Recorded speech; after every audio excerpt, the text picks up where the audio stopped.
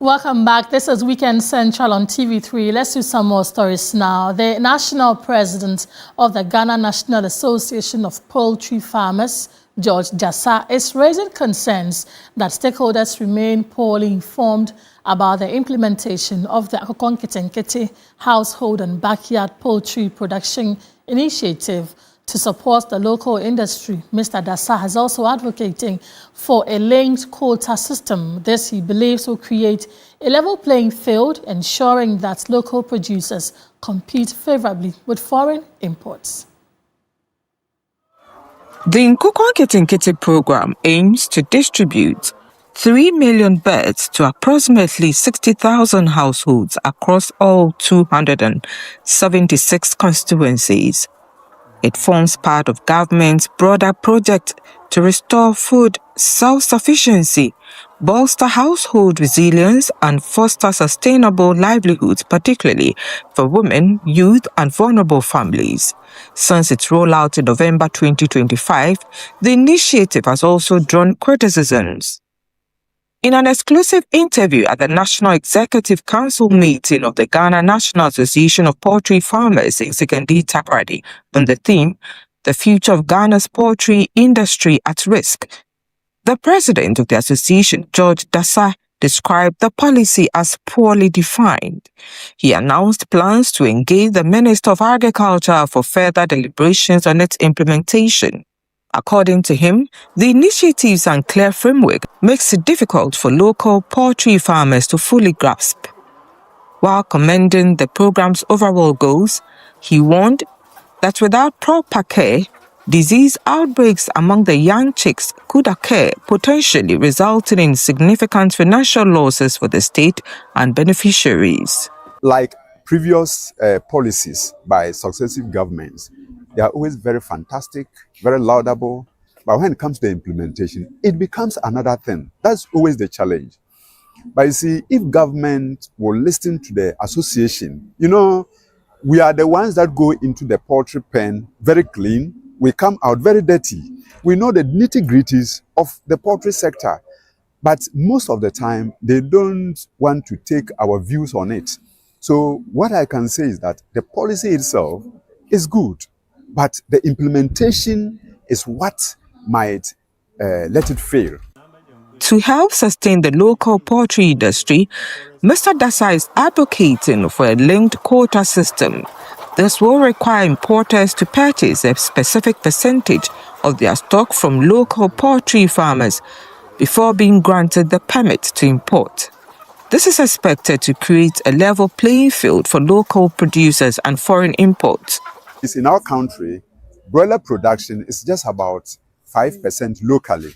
And so that is a big challenge that we are facing. And we are asking that the government should do what we call the quota system, where poultry farmers locally are given a particular quota so that we produce maybe a particular percentage, and any importer who is going to import chicken will show evidence that he or she is buying the local chicken, maybe from farmer ABC. Then he can be given the permit to import whatever percentage is left. The Western Regional Director of Agriculture, Nana Benyin Akwa-Thompson, who represented the regional minister, expressed concern about the progress of the poultry farming sector, while committing to scaling up capacity building initiatives to meet the region's expert workforce demands. The poultry industry in the Western region is just becoming something. And so he's standing tall to make sure that everything along the value chain of production of the Western region poultry collaborate and rub shoulders to all other regions. He says he's going to build the capacity of the poultry industry, he's going to improve the access and have a quality and affordable feed in the region. Irama Smith, TV3 News, Western Region. And some truck drivers hauling goods to Boko and have been stranded for weeks in Bolgatanga are calling on the security services to escort them to Boko. Upper East Regional Correspondent Tanko Mohammed Rabiu is joining us for a conversation on this. Rabiu, if you can hear me, tell us how long these truck drivers have been stranded in Bolgatanga. Hauling from Boko to other parts of the region, and then from certain parts of this country have been here in Bolgatanga. Some are here for 2 to 4 weeks, stranded, trying to see how best they can proceed to Boko. Why are they unable to proceed to Boko? What is the challenge? Yes, because of the security arrangements, they are expected to be escorted to Boko. The same way others from Boko are expected to be escorted outside, from outside Boko. So they are waiting for the escorts since the time they arrive, about 2 to 4 weeks now. So that is what is happening now. It's due to the escort, because the project has directed that vehicles, especially like this, should be escorted as well as passengers who are traveling in there should be a convoy for the escort to get them to Boko and outside Boko. So they are here because of the escort. And this delay, what impact is it having on the driver's trade and the goods they are transporting? From the videos you sent us, we see quite a number of goods and trucks there. Come again. So the delay, what impact is it having on the driver's business and those who are expecting these goods also for sale? Yes, exactly. It's affecting them because most of them are carrying perishable goods, and then it's a cost to them. And then most of them they don't have any place to stay in Boga. So most of them are staying in guest houses and the rest. So it's kind of cost. And then the customers who are waiting for them in Boku are also affecting them because the goods have been stuck in here in Boga, which is a cost to the customer and then to the truck drivers and the owners of the truck. The trucks. Rabiu, do we know what the response of the security services has been to this call by the drivers? Yeah, exactly. I spoke to the police command. They said they are aware of them, and then they are trying their possible best to see they can escort them either today or tomorrow morning. When I got in touch with the police PRO, he said yes, they are aware of it, but it's not intentional, and they are not biased or indiscriminate on them. So they are aware of them, and then they will be escorted to Boko as fast as possible. Right. Thank you for those updates. Tanko Mohammed Rabiu, Upper East Regional Correspondent, with those details. Let's just stay in the region because calm has returned to Winkongo after residents and students from Bolgatanga Senior High School in the Talensi districts of the Upper East region clashed Thursday night. The clash followed a misunderstanding between some residents and students on campus. A visit to Bolgatanga Senior High School depicts a peaceful atmosphere, with students and staff carrying out their normal activities. The senior house master of Bolgatanga Senior High School recounted what had happened. Some boys from the community apparently got themselves drunk and they wandered to the school. They were fighting and knocking each other. In the scuffle, they pushed one of the teachers. The students became more agitated. So they sought to defend the teacher and in the process attacked the 3 boys. We later found out that they had called their colleagues and started pelting stones. So the students also retaliated. One boy was injured. So he had to be taken to the hospital. He was taken care of and discharged. Some of the girls collapsed and we had to take them, even though they were not hit by any stone. The assemblyman of Winkongo, Edward Azwa Akogo, said an agreement has been reached between the community and the school regarding the incident. The police commander, Talensi police commander, came around, called and I spoke with him. And this morning, early in the morning, I rushed to the school. When I got to the school, I think things were normal and students were going about with their teaching and learning, the teachers. So having met the school authorities and also met my community boys, I think things are under control. Education Minister Haruna Idrisu has held a meeting with vice chancellors to determine the possibility of establishing a permanent committee to review university fees annually. Recruitment and replacement of staff, as well as cost of utilities and pension funds, were also discussed. The issue about university fees has been topical in recent weeks, following an upward adjustment by the University of Ghana, which sparked public uproar and subsequent directives from GTech and the ministry. Education Minister Haruna Idrisu has signaled the potential establishment of a permanent committee that would annually review fees for universities. The other matter that I would like us to discuss today is to see whether we cannot have a committee which will annually meet to discuss and review your fees, so that we don't have to be going through, even if we have to go through, we should have a committee at our level. Probably, if I were to say that, maybe chaired by Deputy Minister and your representative and others, so that we can discuss together with the Tertiary Education Directorate and your representative, including a representative of the students, whether at the level of NUCS or SRC, so that we can dialogue on some compelling and necessary adjustment if it's necessary. Chairperson of Vice Chancellors Ghana, Professor Kwesi Amankwa, suggested that universities be given a complete mandate to determine their fees without necessarily going through Parliament. Virtually is one of the points we wanted to raise, that we take school fees determination from Parliament. When people are in opposition, their issues are different from when they are in power.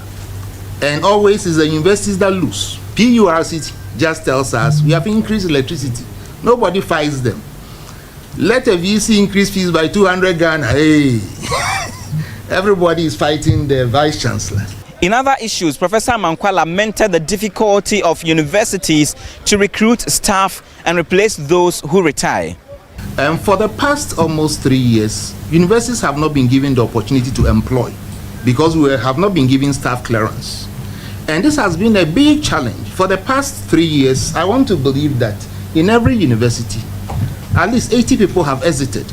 So we are here to seek clearance for replacement of staff, and also for you to grant us automatic replacement of staff when they go on retirement. The salary burden remains the same. The meeting, which was held backdoor, also discussed pension funds and what role the regulatory authority should play going forward, as well as the handling of cost of utilities by the universities. Christian Yale, TV3 News, Ministry of Education, Accra.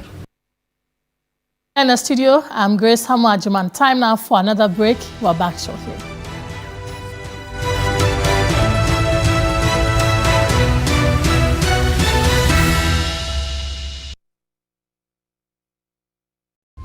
Five, 4, 3, 2, 1. The stage is set. It's the final.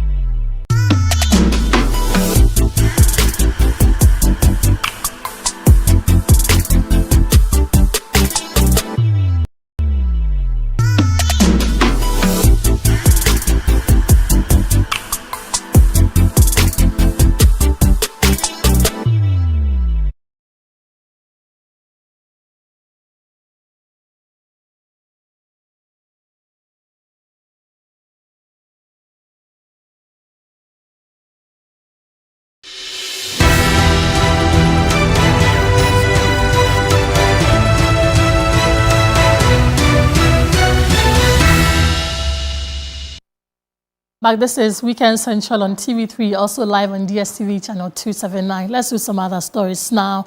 The Vice President of Imani Africa and private legal practitioner, Kofi Centeal, says former finance minister who has been declared a fugitive from justice would like to return to Ghana but is afraid of how he will be treated. Kofi Centeal spoke earlier on the key points. I know that Ken would like to come back, but he's apprehensive about how he'll be treated because of the kinds of things that have been said and done in the past 1 year. And look, let us all, step back and be sober about these things. We all want accountability, okay? And if we are going to believe what Ambassador Smith is saying, then Ken himself wants to come and clear his name. I have said publicly that any prosecutor who charges, in a high-profile case like this with 78 charges is not serious. Because you will go and do the work in a clinical, laser-focused way. So, for me, it is not so much about the issues in court, etc., which are an issue. And I was the first person to say, charge Ken and try him in absentia because the law allows that. That is how they got said in Atabaklo. Ken Ofori-Atta is apprehensive because somebody thinks that the day he steps into this country, he will be locked up in a cell and the key will be thrown away. If you are Ken, or if Ken is your brother, or if Ken is your father, I'm not talking about the charges. I'm telling you, I don't think the charges are serious. You don't think the charges No. has... I don't think there's... Look, you have... Listen to me. Making bad decisions in government is not a crime. All right? What do you mean by making bad decisions? The outcome of it... We voted President Nana Akufo-Addo out. We said he made a lot of bad decisions. It is not a crime. We just didn't vote for the right person, so he makes mistakes. But if we can prove that you made decisions to profit yourself corruptly, cause financial loss to the state, and those things. And you had intentions. You had intentions. There are so many things you have to prove. And for the minister in charge of government communications, Phyllis Kwatiofosu, the former finance minister is simply trying to evade accountability with his posture and actions over the past year. Regards to Ambassador Smith, and again, you must listen to Ambassador Smith's words carefully. He says that is what he is hearing. From people he has not said that is what is fact. Because to be honest with you, I don't believe that in one bit. That Ken has no difficulty coming, except that he is worried about how he will be treated. You don't believe it? I don't believe it. Why? You see, it is a contrived excuse. Everything Ken has... if you allow me. You don't believe it, so Yeah, but I don't believe it. Yeah. Even if Ken himself told me, I won't believe it. Okay. Because I will assess Ken by his conduct, not by his words. Everything he has done here shows that he's been trying to evade justice. That is all. The man has tried to evade justice for a year or so. Yeah. So, near say so by himself or people close to him that he would like to come, but he is afraid of how he will be treated, does not catch eyes with me. Number two, what has happened in this country that is so extraordinary in terms of how we treat persons accused of crime that Ken Ofori-Atta is afraid of? What has happened? This bit about Yoko now granting bail. Yoko is not above the laws of Ghana. If Yoko does anything that is extrajudicial, they can be reined in by a court. So if you are arrested and taken to Yoko, and they impose bail conditions that are unreasonable, there's a recourse. Yeah. And many people have used it in this particular instance. The National Service people who were detained, bail was set to be commensurate to the offense. That's all. If they thought that it was excessive, they just go to court and have it quashed. If a court upholds what the security agents have done, it is lawful. So please, let us not countenance untenable excuses to allow a man accused of crime to evade justice. Ken is no more human. Indeed, when Kofi cited that Bible verse, do unto others what you have others do unto you. Why? Was Ken not in government when other former public officials were put before court? Is he more human than them? Is he more human than Atufosi, who was put before court? And the last time I was on a set with Kofi and this matter came up, his government put a man who had kidney failure sitting in the wheelchair in court. Meanwhile, former Member of Parliament for Centeal, Andy Apiekubi, insists Ken Ofori-Atta has nothing to fear as the laws of Ghana are no respecter of persons. Former Chief Justice said the law is the law. Yes. So there is no preferential treatment for anybody when you are before the law. And let us all also acknowledge the fact that Ken could not and did not participate in any way possible in punishment of anybody before the law in the last regime. Thank you. And he did not have that power to do so. Thank you. And indeed, in this era also, there is a presumption that the law court is the law court. And my good friend Felix sitting here, if I'm arrested, the best he could do for me would be to come and stand surety for my bail to be granted. Yes. And if Felix has property and they say with justification, maybe Felix will bring his property that I know Andy is my friend, he will not run away from justice and he will come. Yes. So he will stand surety. Beyond the surety, Felix cannot compel any institution to release me or keep me. Yes. And indeed, application for bail will be determined based on conditions set by the law. Exactly. And that includes also the possibility of submitting yourself to the process if you are granted that leave. Mm-hmm. And that is where the court may consider your responses to the invitations extended to you by the state. And they say that when we have extended all these invitations to you and you have not responded positively, it means you are. That may be a presumption that the court may hold. Mm-hmm. And that may go also into the determination of whether or not we have to grant you bail. And the conditions under which the bail must be granted. And let's just stay on this issue because Ghana's ambassador to the United States, Victor Smith, says the former finance minister, Ken Ofori-Atta, has been told is willing to come to Ghana, but had apprehension about how he may be treated. Speaking on the key point, Ambassador Smith said the embassy was informed former finance minister Ken Ofori-Atta was fit enough to be detained at the current ICE detention facility. I suspect only that maybe he made contact with his lawyers and the lawyers probably advised not to. I don't know how it happened, but 2-3 hours after the initial attempt, the door was completely shut. We asked a few questions, whether he was healthy, and they told us that yes, they had the medical personnel make that determination that he could be kept in that detention center health-wise. Because if he wasn't fit to be there and he needed to be sent to a bigger hospital, because they do have medical facilities at the centers, at those facilities, yes. So once they were convinced or were assured by the medical examiner or whoever was brought in to look at it that he could be kept at the detention center, they decided to keep him there. I believe he said he was on medication and may have told them about his medical situation, health-wise. So they obviously needed to get a confirmation from medical officials whether he was fit to be kept there. And I believe that if he wasn't fit to be kept there, they would have probably taken him to a proper medical, bigger hospital. But they do have medical facilities within the centers. I recently visited one of them and I saw for myself that it was good enough medical facility. Well, this definitely is an issue that is not ending anytime soon. But for us here, this is how we end the package. My name is Grace Hamwajiman. Thank you for joining us. Log on to 3news.com and get some more stories. Good afternoon.